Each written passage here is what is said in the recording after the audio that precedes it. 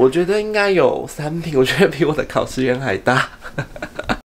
Hello， 大家好，我是阿伦，我现在人在釜山。那我这次来釜山呢，是跟我朋友一起，不过他们已经先订好饭店，我才决定我要来釜山的。所以呢，我这次呢就会一个人住在釜山。那我就找到了一间我觉得还不错，可以推荐给你们的饭店呢，因为它比我想象中便宜有一点多。虽然它是单人间，但是呢，它现在只要是600-700块的价格，所以我下定的时候我觉得有点紧张。不过我看大家的评价啊，跟他提供的照片，都算是还可以，所以呢，我就订了这一家，就在西面的这边。然后我这几天住了2-3天呢，我觉得还不错，所以我就决定拍影片介绍给你们啦。如果你们有兴趣呢，一定要继续看下去。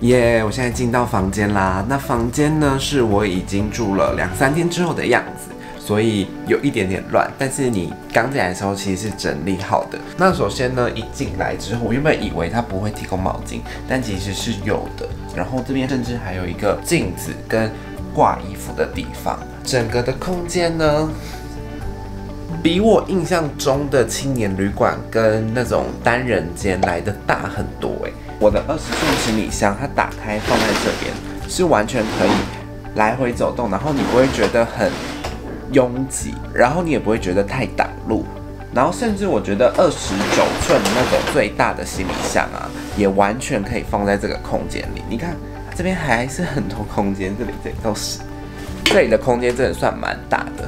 好，再来给大家看一下床，这里啊也有窗户，蛮大面的一个窗户，是可以打开的那一种，可以透气啊、透光啊这样。非常大面的窗户，然后如果你早上觉得太亮，你就也可以拉窗帘。然后还蛮多人在意的，电视啊、冷气啊都有，这是基本配备。冷气呢蛮凉爽的啦，不会不冷。电视蛮大个的，这个不知道几寸。然后呢，它空间大到这边有放一个柜子，这里就是我会放一下我的保养品啊，然后水啊，然后还有离子夹，这里甚至还有冰箱。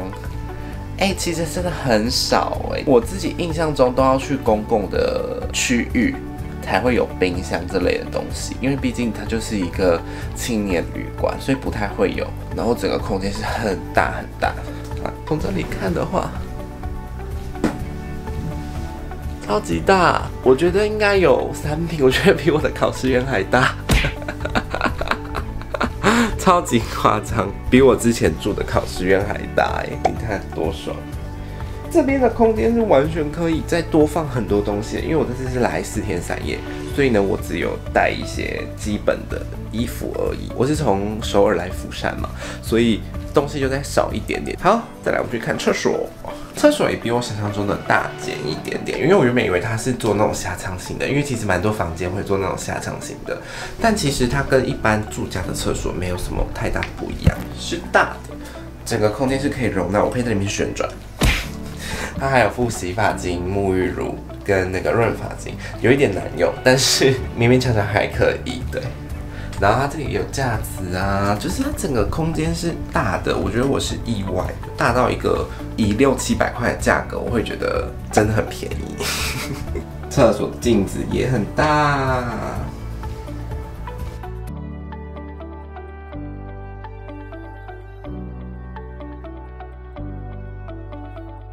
它还有一个优点是它插座很多，这边就有4个，然后这边有2个。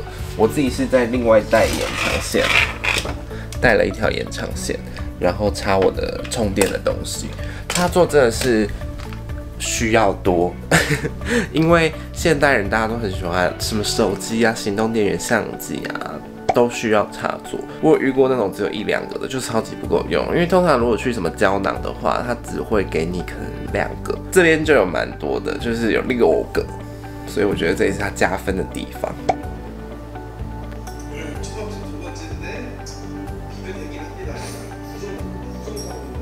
这边就是公共区域啦。那我觉得很棒的就是有饮水机。其实韩国我觉得蛮多不会附饮水机的，或者可能没有水，但是有饮水机我觉得很不错。锅碗瓢盆都可以自己用，然后自己煮饭，用的是那种电磁炉，也有微波炉啊、烤箱啊，这应该是类似咖啡机之类的吧，就是那种热水壶啦。汤匙啊、盘子啊都可以自由使用。我觉得它公共空间算是大的，蛮多座位的。早上的时候也可以在那边吃早餐，蛮多人在那边吃早餐的。好的，看完房间呢，我们来分析一下它的优缺点。那首先优点呢，第一个就是真的很便宜，以600-700块价格真的很便宜。再怎么找，感觉只能找到400-500块。可是呢，你加了一点点钱，可是却可以住到拥有自己的空间，我觉得很棒。再来第二点就是。它的空间真的比一般你就算去外面住单人间，不要是那么高级的话，真的算是大间的。它已经有走道，你有走道，而且可以放下29寸的行李箱，浴室也是大的，整个住起来是蛮舒服的，空间大很多啦，觉得是 CP 值真的算是蛮高的。再来第三个优点就是它提供的东西远比一般青年旅馆多很多，像是沐浴乳、洗发精啊，还有毛巾啊。该提供的都有提供到，还有冰箱，对，还有电视。一般青年旅馆可能都不会提供这些东西，可是这间就有，我觉得这也是它的优点之一。好啦，讲完优点再来讲缺点啦。首先第一个呢，就是其实这边隔音真的没有到非常好，我觉得它的墙虽然是实心的，但是有些人尤其是如果是在公共区域讲话很大声的话，其实是会透进来的，这一点是小缺点。不过晚上的时候大家都蛮自重，我住这3天来没有到很吵，就几乎是没声音啦，应该就是只有公共区域的声音会传进来，这样算隔音有点小不好。第二个缺点就是它其实在西面一个比较热闹的地方吧，然后西面就是蛮多，应该说韩国就是蛮多喝酒的地方，它其实在一些喝酒的地方的附近，有些人可能会觉得有点担心这样子。我这几天进进出出，我自己是觉得还好啦。但是如果你会觉得担心说可能会有醉汉什么的，这间你自己就是要稍微取舍一下这样子。好啦，以上就是这间 guest house 的小小 room tour 跟小小的优缺点比较这样子。那我觉得整体来说，其实我是蛮开心、蛮喜欢的，因为那时候其实有看很多间其他的单人间的青年旅馆，然后都蛮贵的，几乎都要1000左右，只有这一间就是600-700，然后空间还这么大，那就觉得这间真的可以来住看看呢。就想说，如果住得不错，就可以推荐给你们。那除了我刚刚讲到的缺点之外呢，整体来说我是觉得不错的，就是推荐，尤其是一个人来釜山就想省一点钱，但又不想住那么不舒服的话，我觉得这间蛮适合的。因为我个人是一个非常浅眠的人，我很讨厌别人打呼，虽然我自己也会，所以我也不想要自己去打扰别人，我几乎都会选单人间或是跟朋友一起住这样。